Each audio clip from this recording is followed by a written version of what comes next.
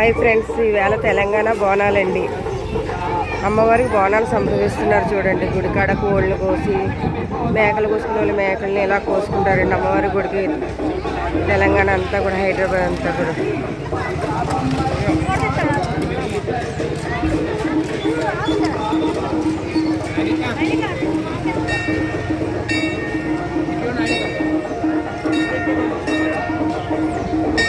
మన ఆంధ్రాలో సంక్రాంతి ఎలా చేసుకుంటాం, భోగి, సంక్రాంతి, పెద్ద పండుగ అన్నీ ఎలా చేస్తాము. ఇక్కడ తెలంగాణలో కూడా అలాగే చేస్తారు.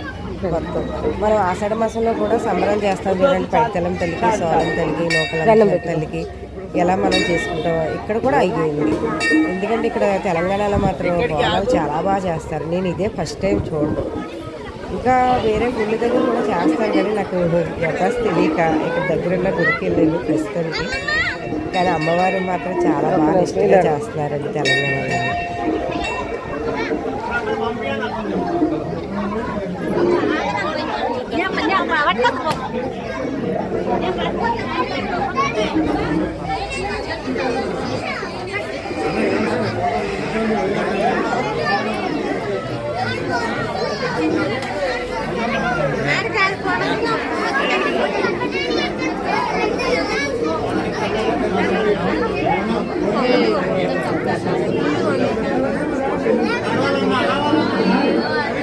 తమ్ముడే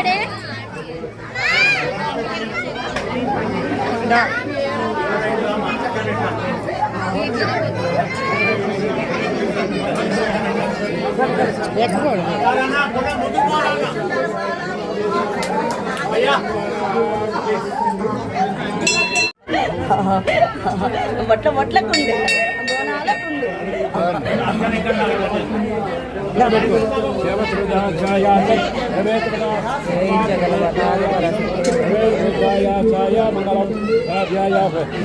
కింద పాప ఉందండి.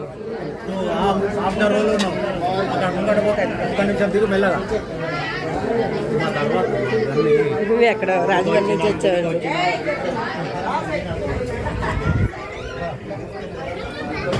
హాయ్ ఫ్రెండ్స్, చూసారా తెలంగాణ బోనాలు. ఇది బోడుప్పలండి. బోడుప్పల్లో బోనాలు అవుతున్నాయి అన్నమాట ఈరోజు. ఇదే ఫస్ట్ టైం నేను చూడటం. మాది రాజమండ్రి.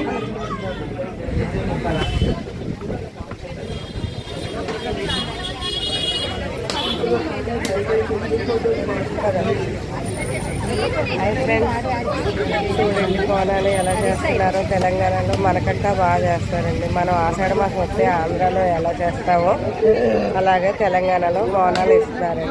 మనం ఆంధ్రాలో పైడితలం తల్లి, సోలం తల్లి, నూకలం తల్లి అని అలా చేస్తామండి మనం. అలాగే తెలంగాణలో కూడా పెద్ద తల్లి బాగా ఫేమస్ అండి ఇక్కడ.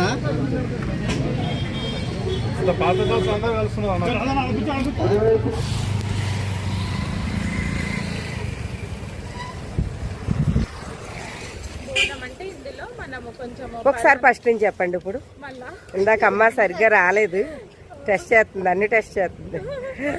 ఏం లేదు, నిజాం రాజుల వాళ్ళ కాలం ముందు నుంచి ఇక్కడ రాజ్యంలో అందరూ అనారోగ్యంతో ఉండడం వలన ప్రజలందరూ ఎందుకు ఇలా ఉంటున్నారని చెప్పేసి లాల్ దర్వాజా దగ్గర అమ్మవారిని మొక్కారనమాట.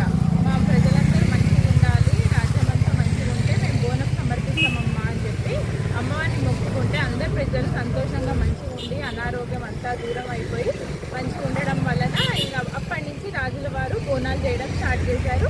అది ఇలానే అందరూ చేసుకుంటూ వచ్చాము.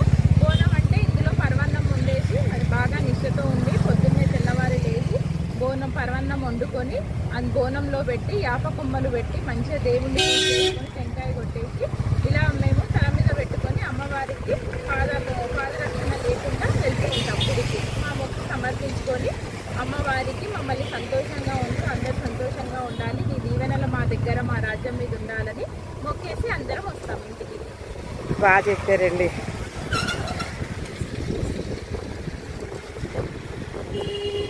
ఇలా అమ్మని దర్శించుకోవడానికి ఫ్యామిలీ అందరూ కూడా వెళ్ళడం చాలా సంతోషం. అందులో ఆదివారం ఒకరోజు వచ్చింది ఈవేళ.